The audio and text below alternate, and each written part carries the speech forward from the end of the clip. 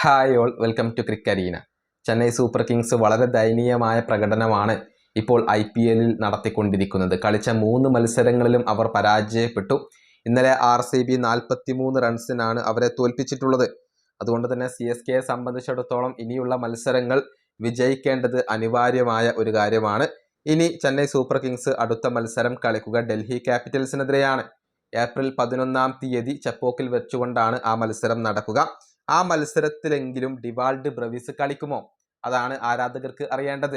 Brevis ഇപ്പോൾ ടീമിനോടൊപ്പം training നടത്തുന്നുണ്ട്. പക്ഷെ അദ്ദേഹം ഈ മത്സരങ്ങളിൽ ഒന്നും തന്നെ കളിച്ചിട്ടില്ല. അദ്ദേഹം തിരിച്ചു വരേണ്ടത് CSKയെ സംബന്ധിച്ചിടത്തോളം ഇപ്പോൾ അത്യാവശ്യമായി കഴിഞ്ഞിട്ടുണ്ട്. നല്ല രൂപത്തിൽ പോവുകയാണെങ്കിൽ അടുത്ത മത്സരത്തിൽ നിങ്ങൾക്ക് ബ്രവിസിനെ കാണാൻ കഴിയും എന്നാണ് ഫ്ലെമിംഗ് ഇപ്പോൾ പറഞ്ഞിട്ടുള്ളത്. അദ്ദേഹത്തിന്റെ വാക്കുകൾ ഇങ്ങനെയാണ്: അടുത്ത മത്സരമാവുമ്പോഴേക്കും അദ്ദേഹം ശരിയാകും എന്നാണ് ഞങ്ങൾ പ്രതീക്ഷിക്കുന്നത്. അടുത്ത മത്സരത്തിന് മുന്നേ 5 ദിവസം ഞങ്ങൾക്കുണ്ട്. അതുകൊണ്ട് തന്നെ ഞങ്ങൾ ശുഭാപ്തി വിശ്വാസികളാണ്.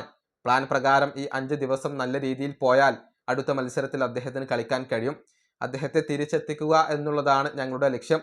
ബ്രവിസ് ഇല്ലാത്തത് ഞങ്ങൾക്ക് ഒരു തിരിച്ചടി തന്നെയാണ്. ഇതാണ് ചെന്നൈ സൂപ്പർ കിങ്സിന്റെ പരിശീലകൻ ഇപ്പോൾ പറഞ്ഞിട്ടുള്ളത്. ഏതായാലും അടുത്ത മത്സരത്തിലെങ്കിലും കന്നി വിജയം സ്വന്തമാക്കുക എന്നുള്ളതാണ് CSKയുടെ ലക്ഷ്യം. CSKയുടെ ഏറ്റവും വലിയ പോരായ്മ എന്തെന്നാൽ ബൗളർമാർക്ക് ഇപ്പോൾ തിളങ്ങാൻ കഴിയുന്നില്ല എന്നുള്ളതാണ്.